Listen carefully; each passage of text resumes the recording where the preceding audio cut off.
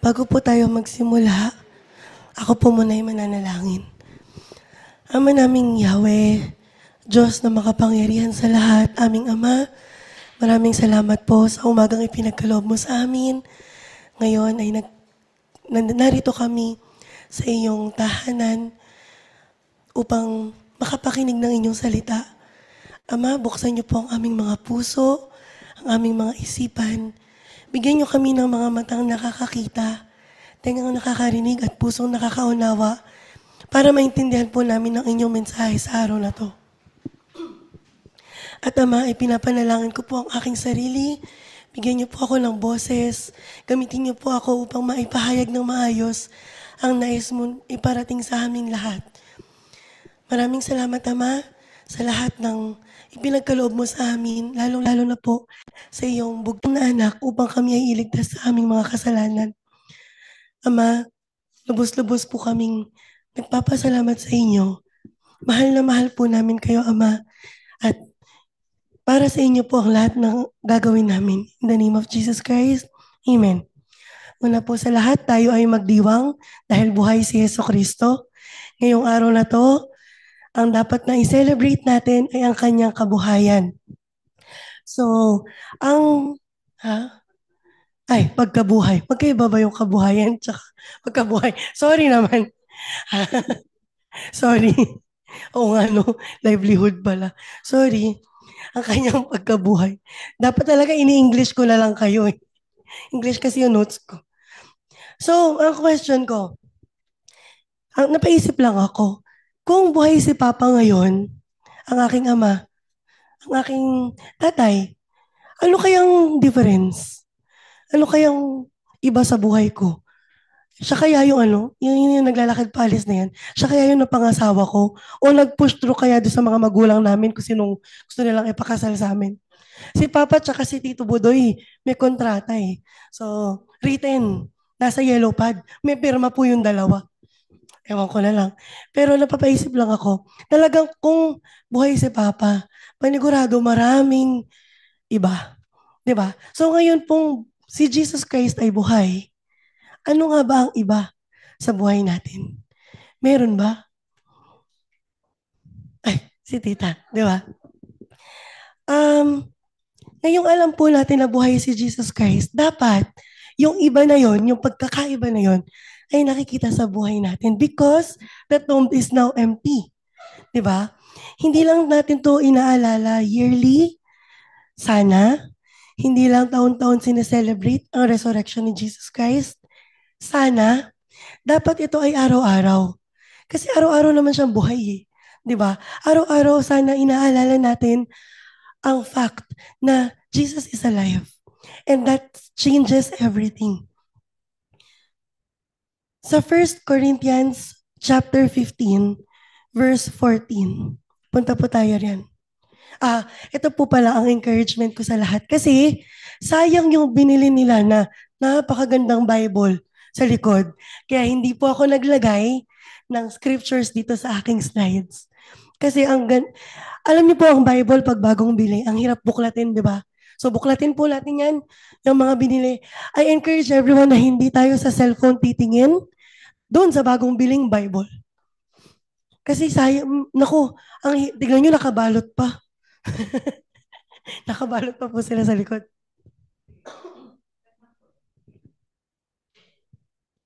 Ayan.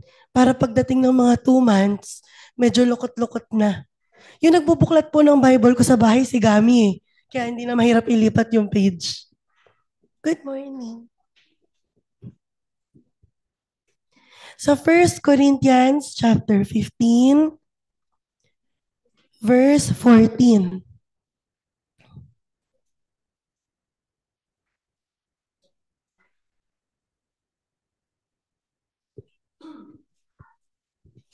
Jester, dito ka ba magsistay? Last week dito ka nagstay pero nakatingin ka dun sa bintana. Dito ka magstay pero makikinig ka ha. Okay. 1 Corinthians chapter 15, verse 14.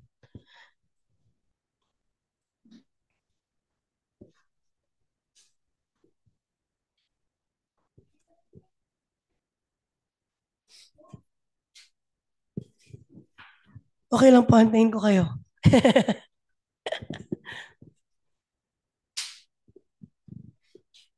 Naririnig kong bumubuklat yung mga balot ng Bible.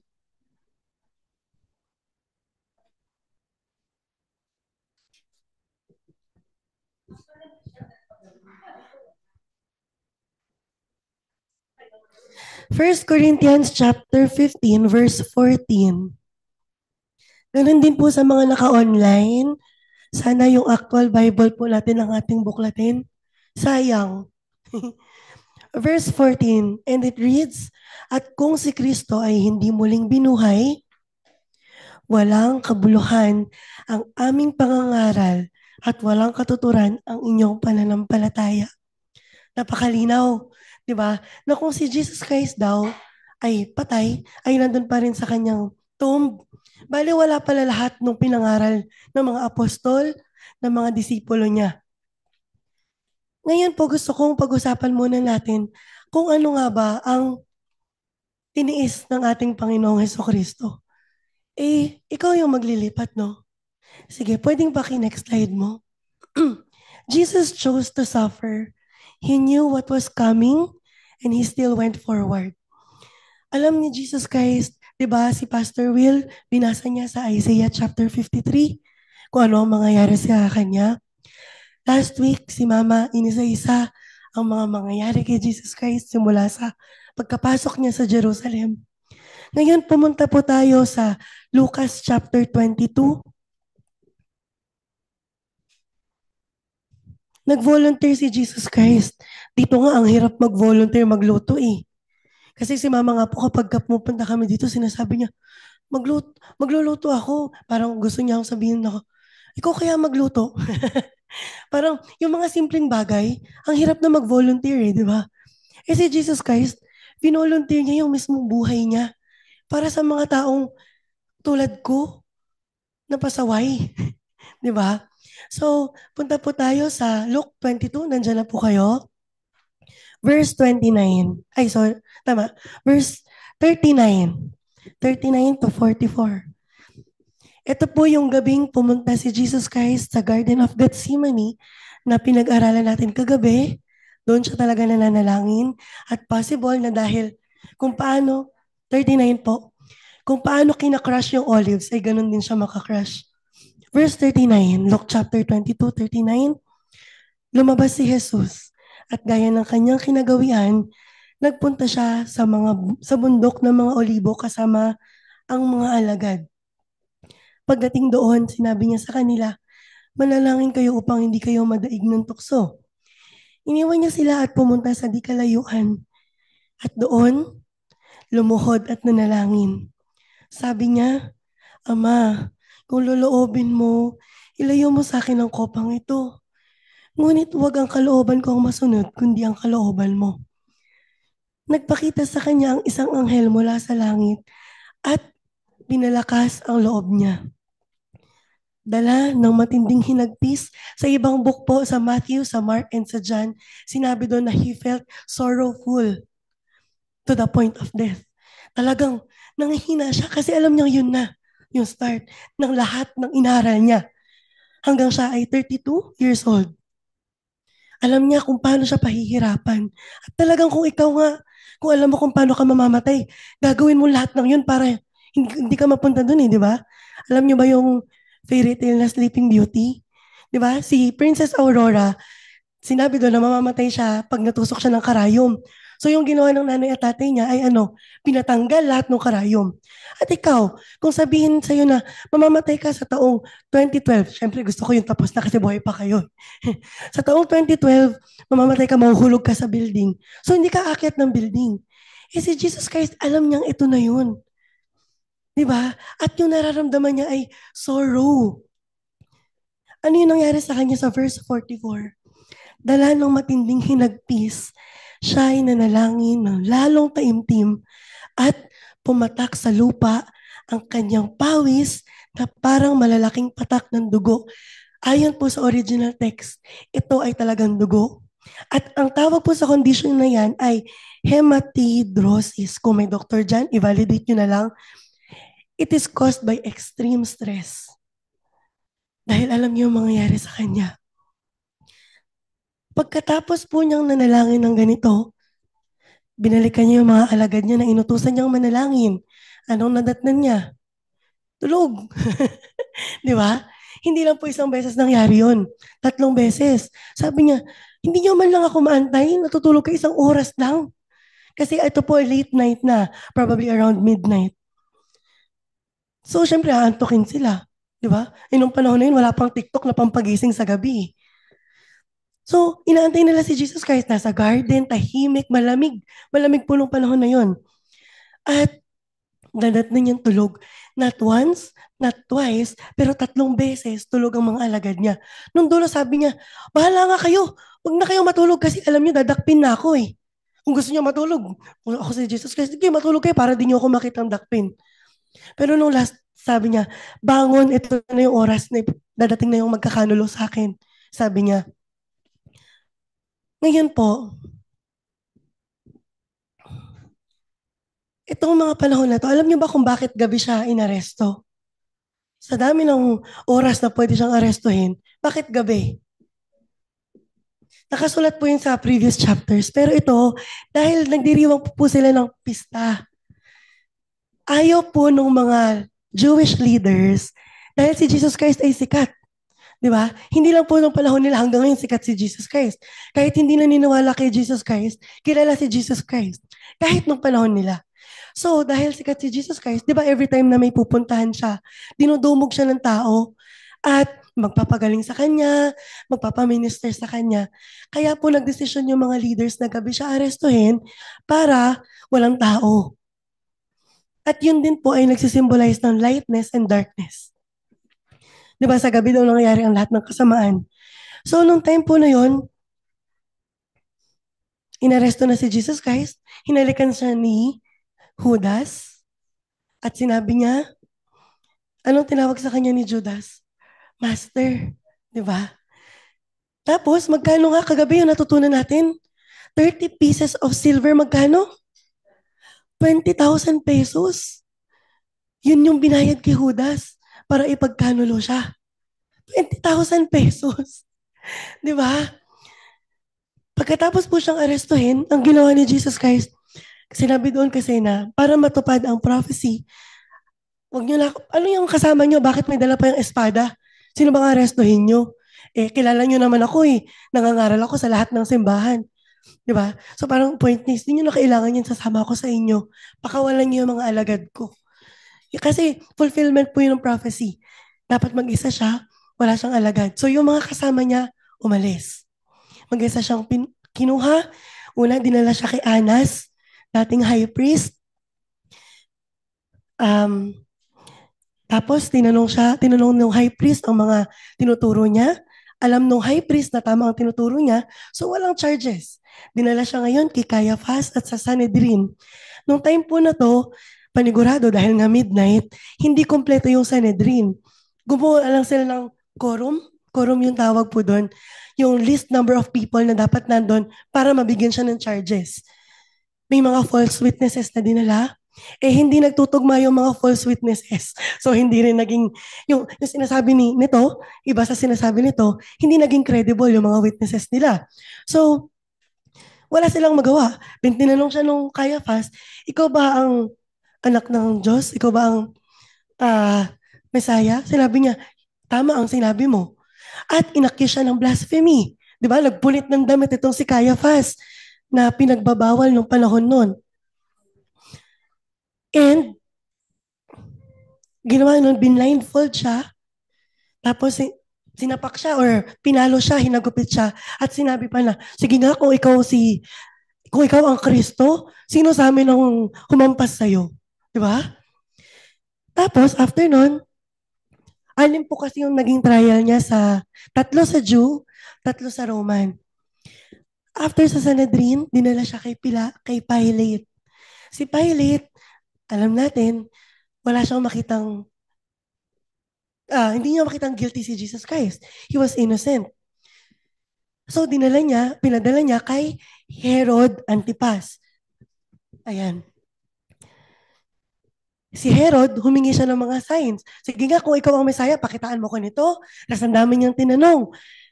Walang, di ba, nakasulat yan sa Isaiah na hindi siya pwedeng magsalita. So, hindi siya sumasagot. Wala. At ang ginawa sa kanya, binihisan siya ng pang-royal clothes. Pakinext mo nga. Ay, hindi, wag na. Hindi ko pala nilagay. Ngayon, after siyang imak, ano ba yung mak sa Tagalog? Po? Insultuhin, thank you. After siyang insultuhin, dinala siya kay Pilato ulit, kay Pilate, for the second time. Tuwing pista po nila, ang ginagawa ni Pilato ay nagre-release talaga siya ng isang bilanggo. Yun yung nakagawian niya. Kumbaga yun ang kanya legacy. So, hinaharap niya si Jesus Christ at iniharap niya si Barabas. Sino sa kanilang dalawa, ito mamamatay tao, magnanakaw. Sino sa kanilang dalawa ang papakawalan natin? Patayin niyo si Jesus, pakawalan niyo si Barabas. Yun ang sinabi ng mga tao. At sinabi pa ni Pilato, wala akong makitang mali sa kanya. Anong sinigaw ng mga tao? Crucify him. Crucify him. At kung ikaw ay isang politiko, sinong susundin mo? Crucify him. Di ba? Para iboto ka sa susunod na eleksyon. Kailan nga po ba eleksyon? May 14? May 12? So, nirelease si Barabas at bago niya padala si Jesus Christ sa loob para hagupitin, anong ginawa ni Pilato? Naghugas kamay. Napaka-politiko talaga nito ni Pilato. Wala kayo, kasalanan niyo yan. Naghugas siya ng kamay. At pinadala si Jesus Christ sa loob. May mga series ako ng video na nandyan, di ba? Paki-play mo yung una. Nilagyan siya ngayon ng crown of thorns. At hindi po, Nandyan yung crown of thorns. Ilang beses siyang dinuraan. Naduraan na ba kayo? Ilang beses siyang pinagsalitaan ng mga salitang hindi niya dapat tanggapin. Di ba? At ang pinakamahirap sa lahat, nakita niyo po yung kalagayan niya? After nun, bibit-bitin pa niya ang krus. Jesus Christ, ang taong walang kasalanan. Ang taong alam niya na kailangan niyang gawin yan para ano? Para mailigtas tayo. Di ba? Tuwing kailan natin naiisip yan? Tuwing Holy Week? Tuwing may communion? Si Jesus Christ po, pakibalik mo sa slides ko muna . Ano ma? Sorry po, may baby kasi sa gilid . Ito po yung ginamit ng pampalo kay Jesus Christ. Gawa po siya sa tinik, sa mga glass. So kapag pinalo talaga, makukuha talaga yung pati yung laman. Ito po, tradition says 39 lashes. 40 minus 1 to prevent mistakes. Gaano ka by the book sila? Tapos ang pinapatay nila is yung Messiah na inaaral nila. Purple robe, it marks royalty. Crown of thorns, mocking authority, his authority. And ito yung nagsisimbolize ng curse sa Genesis chapter 3. Binigyan siya ng hahawakan na tinik. He was slapped and spat upon. He was blindfolded at yung mga masasakit na salita na hanggang sa cross naririnig niya. Ano yun? Kung ikaw ang anak ng Diyos, bakit hindi mo mailigtas yung sarili mo? Ano pa? Nailigtas niya yung iba, yung sarili niya hindi niya mailigtas. O bakit pinabayaan ka ng ama mo? Diba? Yan yung mga salitang tiniis niya. Tayo, may konting marinig lang tayo pag pintig ng tenga natin. Sobrang offended na tayo . Diba? Sabihan mo lang na, oy, ang taba mo na. Hindi ka nakakain ng 3 buwan. Siya, yung mga salitang narinig niya, ito pala yung hari nyo . Ayan na. Tapos nilagyan pa siya sa taas ng King of the Jews. Not because naniniwala sila, kundi dahil para insultuhin siya. Alam nyo, hindi dapat King of the Jews ang nakalagay dun . Alam niyo kung ano? Pangalan ko. Pangalan niyo. Kasi tayo yung rason kung bakit siya nakapako. Di ba? Yung mga sufferings ni Jesus Christ, teka lang.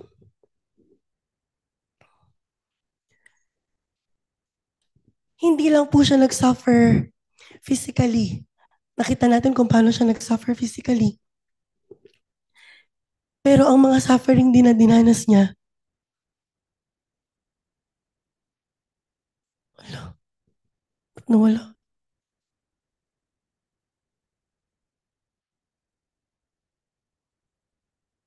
Wait lang po ah.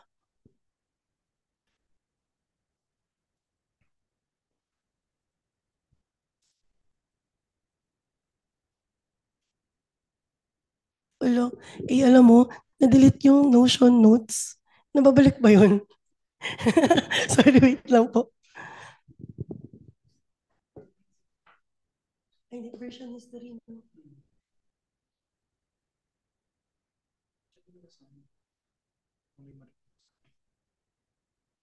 Okay. Okay. Opo. Ang mga sufferings na dinanas ni Jesus Christ, bukod dito sa mga suffering na to, nag-suffer siya emotionally. Alam niyo kung bakit? Sino ang nandun sa cross? Si John lang. Nasaan yung mga alagad niya? Nasaan yung mga pinagaling niya? Nasaan yung mga pinag-minister niya? Wala lahat. Ang nandun ay si John, the disciple of whom he is well pleased, and yung mga Mary.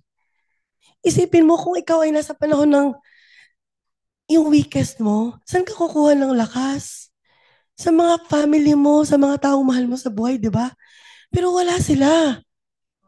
Si Peter natakot, di ba? 3 times dininay niya si Jesus Christ. Isa pa yun sa emotional suffering niya. Alam niya na i-deny siya ni Peter. Si Peter pa naman isa talaga sa pinaka-cute na disciple, di ba? At hindi niya sinasabi yun kay Peter na, uy, i-deny ako 3 times. Hindi. Nasasaktan siya. Dahil close niya ang mga yan. Disciples niya ang mga yan. Ano pa? Yung gabi na alam niya kailangan na kailangan umalis yung mga alagad niya to fulfill the prophecy. Sobrang nag-suffer siya dun emotionally. Kasi mag-isa siya. Mahirap yun. And lastly, nag-suffer siya spiritually. Bakit? Kasi yung mga kasalanan ng mundo, dinala niya. Kaya niya nasabi yung Eli, Eli, ano yun? Yun. Kaya niya nasabi yun, hindi siya yung fino-forsake ng God, kundi yung mga sin na dinala niya, yung mga kasalanan ng mundo na dinala niya.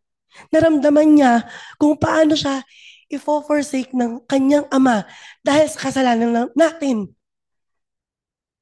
Ano yung para kung konyo? Sorry. Hindi niya dapat maramdaman yun eh. Diba? Pero dahil, kasi perfect siya eh. Bakit niya siya i-forsake ng kanyang ama? Wala siyang kasalanan. Siya ang kaisa-isang perpektong tao. Yet, bago siya mamatay, tinanong niya, my God, why hast thou forsaken me? Ano ang sagot? Dahil sa akin. Dahil sa iyo, sa inyo.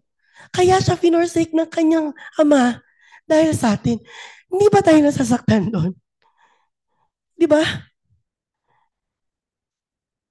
And so, kinuha siya midnight. Nagkaroon siya ng mga trials ng hanggang 9, hanggang 6 a.m., 6 to 9. Nagkaroon siya ng mga paghahagupit sa kanya, papunta sa site kung saan siya ipapako. Pinako siya sa cross around 9 a.m. Namatay siya by 3. Gano'ng katagal po ang 9 to 3 p.m.? 6 hours? Kaya nyo bang mag-praise and worship ng 6 hours? Kahapon, ilang oras tayo nag-praise and worship? Praise and worship lang tinatanong ko. 6 hours. Kaya nyo? Kaya ba natin maglakad 6 hours from dito kung saan man? Siya, nakapako sa krus. At hindi lang yon.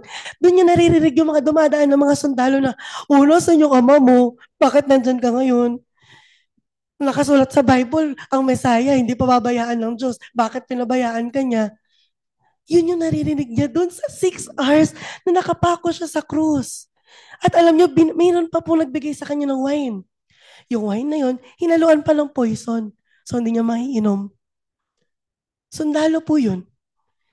Yung wine na ibibigay sa kanya para inumin niya, dahil syempre, uhaw na uhaw siya. Nilagyan pa nila ng poison. Anong klaseng, anong klase yun? Di ba? Pero after all that, namatay siya ng 3 p.m. At ano daw yung nangyari? Nagkaroon ng supernatural darkness and the earth trembled. Hindi ba proof yun na ang Diyos ay nagluluksa sa pagkamatay ng kaisa-isa niyang anak dahil sa akin, dahil sa'yo, dahil sa inyo? Tapos ngayon, pag nagkakasala tayo, kala mo okay lang? Di ba? Pag nagkakasala ako, tuloy yung buhay ko. Sorry. Ito yung dapat natin iniisip eh. Para hindi tayo nagkakasala. Pero, hindi doon nagtatapos ang kwento, di ba? Kaya ang title natin is Because the Tomb is Empty. Next slide 8, please. Next pa. We are more sinful than we ever realized. Tama? But we are also more loved than we ever dared to believe. Kano tayo kamahal ng Diyos? Kaya ba natin maarok yun? Hindi. Hindi. Sino sa inyo dyan yung may mga isang anak lang? May iaalay karon ni Tita Merz. Ganon tayo kamahal ng Diyos. Arjun, ready ka ba ito? Ialay na natin itong isang to. Next slide, please. Next, please. If the story ended at the cross, we'd still be hopeless. Pero ano ang meron tayo ayon sa Peter?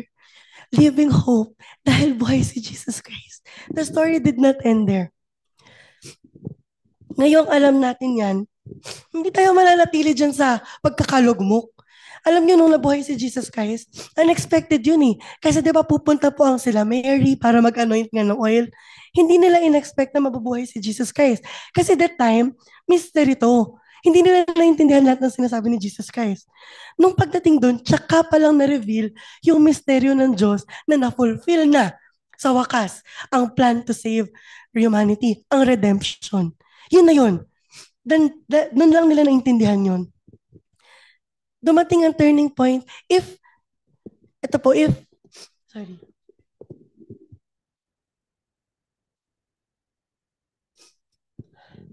Kung ang krus ay ang kabayaran sa ating mga kasalanan, ang resurrection, ang resibo, nabayad na. Di ba? Kasi buhay na si Jesus Christ. Punta po tayo sa 1 Corinthians chapter 15.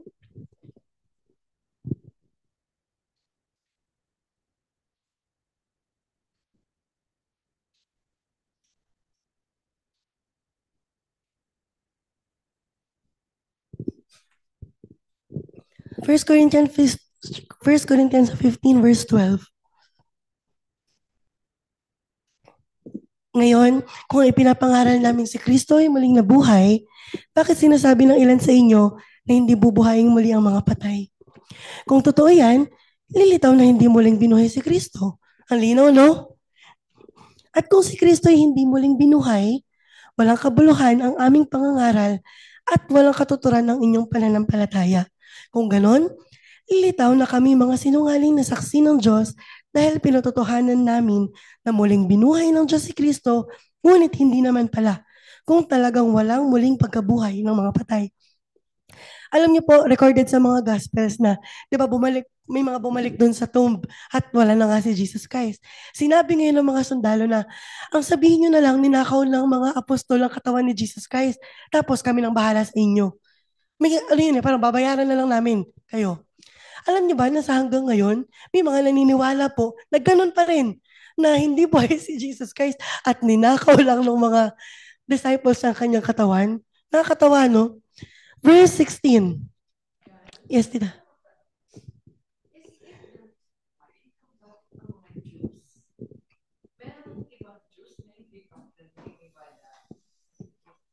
Most probably, tita. Kasi hanggang ngayon eh. Hanggang ngayon, hindi sila naniniwala. Bayad eh.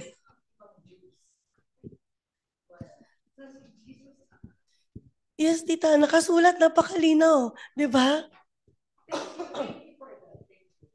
Verse 16. Kung hindi muling binubuhay ang mga patay, hindi rin muling binuhay si Kristo. Ito po yung kay Lazarus. Napag-aralan natin to last week, di ba? At kung hindi muling binuhay si Kristo, kayo'y nananatili pa sa inyong mga kasalanan at walang katuturan ang inyong pananampalataya or walang katuturan ang kanyang pagkamatay. Kung tayo ay nananatili pa sa ating mga kasalanan. Verse 18, hindi lamang yan. Lilitaw pa na ang lahat ng mga namatay na sumasampalataya kay Kristo ay ano? Ay napahamak. Kung ang pag-asa natin kay Kristo ay para lamang sa buhay na to, ano daw? Tayo na ang pinakakawawa sa lahat ng tao. Kasi hindi po sa kamatayan nagtatapos ang lahat. The resurrection signifies na hindi lang si Jesus Christ ang bubuhayin. Pagdating ng panahon, kahit anumang paghihirap yan, wala nang masihirap sa dinanas ng ating Panginoon. At siya, kinaya niya. How much more tayo? Anong kinakahirap natin? Pag uminit, nasira yung aircon, mas mainitan tayo, or na-late yung pagkain, yun na ba yung mga paghihirap natin? Yung anak ko nasa ospital, nagkasakit. Yun na ba yun? Hindi. Si Jesus Christ, yung paghihirap niya, kinaya niya. Si Jesus Christ, nasa sa atin through the Holy Spirit. At kung meron tayong Holy Spirit, kakayanin ba natin? Hindi nga tayo pinapapako sa krus eh. Di ba? Nakita niyo po ba? May nakita ko sa Facebook. Pinako siya sa krus. Ay, yung ginagawa na nagpepenitensya. Eh may mga bata, sumampa dun sa krus. Alam niyo ginawa nung Jesus Christ? Sinapak yung bata. Ano ba naman yun? Nakakainis. Nagpepenitensya siya, tapos nawalan siya ng pasensya dun sa batang sumampa sa krus. Ay nako, hindi nga po tayo hinihinga ng ganun ng ating Ama. Ngayon po tayo ay nabubuhay sa power of the resurrection. Ang ating dating buhay, hayaan na natin yan. Minsan bumabalik. Di ba? Pag nakakalimutan natin na, oo nga pala, namatay na si Jesus Christ, bumabalik. Minsan naman, nagiging stagnant tayo. Ay, mahal naman ako ng Diyos regardless. May intindihan niya naman ako dahil kilala niya ako mula ulo hanggang pa. I'm sure alam niya na mahina ako. Di ba? Ito yung mga rason natin eh. I'm sure alam ng God na hanggang dito lang muna yung kaya ko. Baka next month, kaya ko na ulit mas mag-push pa sa Kanya. Minsan naman, umaalab yung spirito natin. Di ba? Na talagang hindi tayo nagkakasala. Hindi nyo napapansin yan, pero may mga time na hindi tayo nagkakasala talaga. Pero po, sana laging ganun. Sana laging umaalab yung mga spirito natin. Hindi lang tuwing Resurrection Sunday. Di ba? Sana everyday. Nung ito po kasing resurrection, meron tong three implications. Nung past, nung time nila, it proved that he was who he claimed to be. That he was the Messiah. He is the Messiah. At doon naintindihan ng mga tao yon. Kahit in denial sila, alam nila sa puso nila na oo nga, siya nga talaga yun. Di ba? Yun yung past. Ngayong present, puntahan po natin sa Romans chapter 6. Ito raw ang implications sa ating present time. Romans 6 verse 4.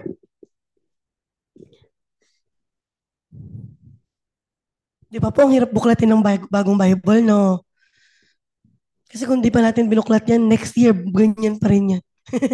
Romans 6 verse 4. Sa makatuwid, tayo'y namatay na at nalibing na kasama niya sa pamamagitan ng bautismo upang kung paano binuhay muli si Kristo sa pamamagitan ng dakilang kapangyarihan ng Ama, tayo rin ay magkakaroon ng panibagong buhay. Napakalinaw. Di ba? Ito raw po dapat ang implication nito sa buhay natin ngayon. Verse 5, sapagkat kung nakasama tayo ni Kristo sa isang kamatayan katulad ng kanyang kamatayan, tiyak na tayo rin ay makakasama niya sa muling pagkabuhay na katulad ng kanyang muling pagkabuhay. Ang tanong, sumama ba tayo sa pagkamatay niya? Minsan po, MWF, yes. Alam natin na ang dati nating pagkatao ay naipako na sa krus kasama niya. Alam natin yan. Di ba? upang mamatay ang ating mga makasalanang pagkatao at nang di na tayo malibin pa ng kasalanan. Sapagkat ang namatay na ay pinalaya mula sa kapangyarihan ng kasalanan.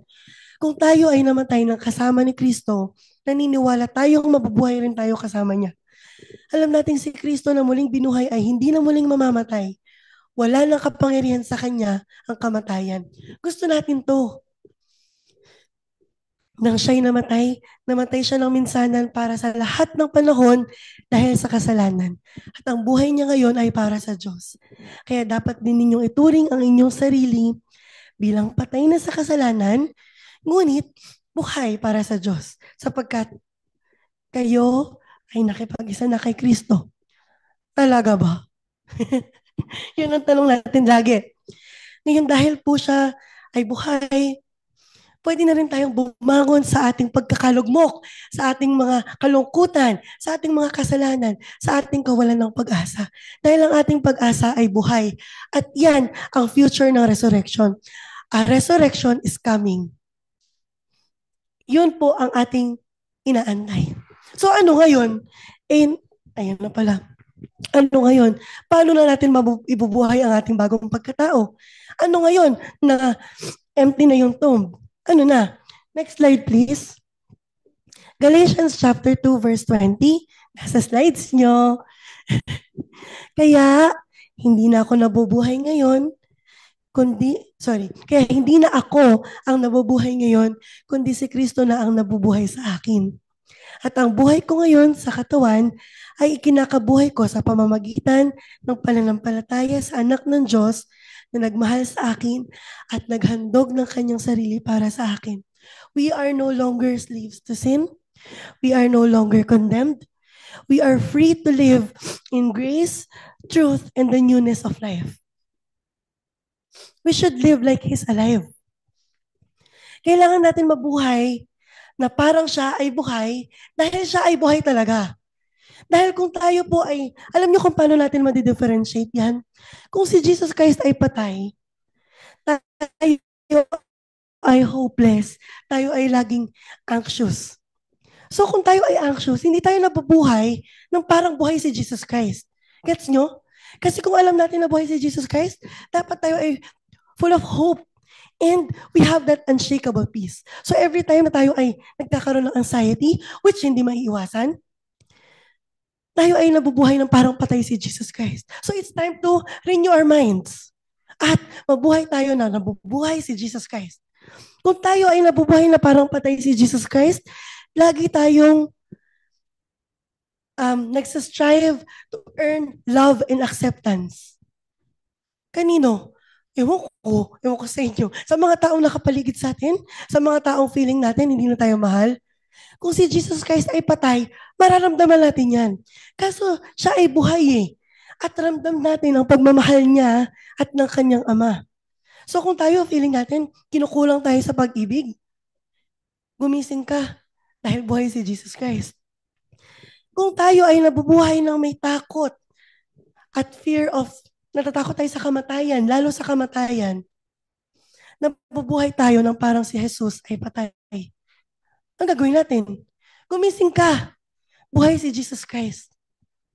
Kung tayo ay nararamdaman natin tayo ay nag-iisa, kung tayo ay nararamdaman natin nade-depress, gumising ka. Buhay si Jesus Christ.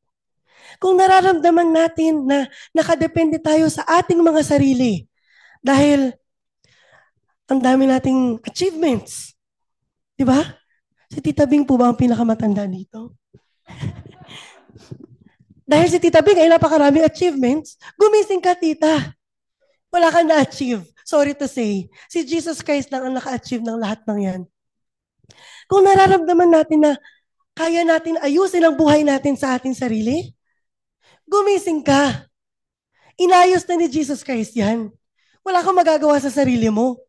Di ba? Kung nararamdaman natin na tayo ay paulit-ulit at patuloy-tuloy na nagkakasala, di ko mapigilan, tao lang ako eh. Gumising ka. May banal na spirito ka. Sinabi sa atin ni Jesus Christ na you can do greater things than this. Tama na yung mga excuses natin. Buhay na si Jesus Christ dati pa. 2025 years. Buhay na siya ulit. Tama na yung mga rason natin. Siyempre, ngayon motivated na motivated tayo, no? Ngayong nag-uusap tayo nito.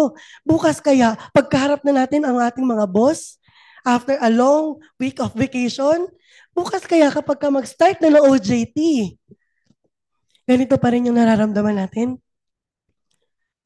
Mararamdaman pa rin kaya natin na buhay si Jesus Christ? Oh, very good.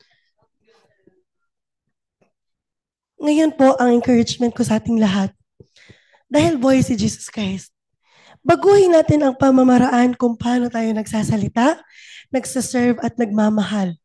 Kung paano si Jesus Christ ay nagsalita, naglingkod at nagmahal, ganun yung gawin natin. Tapos, pag nagawa natin ngayon, bukas ulit. Gawin natin kung paano namuhay, kung paano si Jesus Christ nagsalita, naglingkod at nagmahal. At kung nagawa natin bukas, sa birthday ko ulit, magpa-birthday na kasi ako sa Tuesday eh. Tuesday na naman. Gawin natin kung paano si Jesus Christ nagsalita, naglingkod at nagmahal. After Tuesday, Wednesday, gawin natin ulit. Gawin natin today. After today, gawin natin ulit sa next na today. Yun ang aking encouragement. And if we've surrendered our life to Him, today is the day. Ito ang perfect day na i-celebrate ang kanyang muling pagkabuhay. At kung nakakalimutan natin yan, okay lang, come back. Buhay ka pa. Hindi pa bumabalik si Jesus Christ at hindi ka pa namamatay. May chance pa na i-celebrate natin yan. At kung hindi pa natin masyadong nare-recognize ang muling pagkabuhay ni Jesus Christ, today is the perfect day na i-recognize natin na buhay ang ating Panginoon. At kung sino tayo dati, hindi na yung tinitignan ng ating Diyos at ng Ama ng ating Panginoong Hesukristo na si Yahweh. Tapos na siya doon. Ang nakikita niya ay si Jesus Christ na ipinako sa krus. At hindi nakikita ni Jesus ng ating Amang Yahweh na King of the Jew. Ang nakikita niya doon ay Estela de la Serna. Ang nakikita niya doon ay Mercy de la Cruz. Hindi niya na makikita ang mga kasalanan natin. Kung tayo ay makikiisa kay Jesus Christ sa kung paano siya magsalita, maglingkod, at magmahal. May requirement po yun, ha? At hindi yun magtatapos today. Hanggang pagbabalik yun ni Jesus Christ. Malapit na, konting tiis na lang, babalik na ang ating Panginoon. Jesus Christ lives so we could have hope every day until the day that He comes back. Lahat ng ito ay dahil mahal tayo ng Diyos. Dahil mahal tayo ng ating Ama. At dahil mahal tayo ng ating Panginoong Hesukristo. Tapos sasabihin natin, hindi ko nararamdaman yung pagmamahal ng asawa ko kasi hindi nag-reply agad, 1 minute na yung nakalipas. Mahal tayo ng ating Ama na si Yahweh. Mahal tayo ng kanyang anak na si Hesukristo. Ano ba? Ano pang kulang? Ang tanong, mahal din ba natin sila to the point na kung kailangan natin ipako sa krus, magpapapako tayo sa krus? Aming Amang Yahweh, maraming salamat po sa inyong pagmamahal. Maraming salamat po sa inyo ng inyong anak na si Hesukristo sa pagtubos mo sa aming mga kasalanan. Ama, hindi kami karapat-dapat matawag na inyong mga anak sapagkat kami ay makasalanan. Pero dahil kami ay nilinis mo sa aming mga kasalanan, kami ngayon ay nakakatawag na sa inyo na Ama. Dahil po yun sa inyo ni Hesukristo. Kaya lubos-lubos po kami amang nagpapasalamat sa inyong walang hanggang pagmamahal sa amin na hindi po matutumbasan ng kahit na ano, ng kahit na sino. Amang Yahweh, maraming salamat po at ibinabalik po namin sa iyo ang buhay na ito. Gamitin mo ito para sa ikalulugod ng inyong pangalan, sa ikapupuri mo at ikaluluwalhati mo. Mahal na mahal po namin kayo, Ama, at ayaw na po namin mapalayo pa sa iyo. Maraming salamat at maraming salamat din po sa inyong anak. Sa pangalan niya at ng aming Panginoon at tagapagligtas na si Hesukristo. Amen. Buhay si Jesus Christ, magdiwang tayo. Palakpakan naman natin silang dalawa.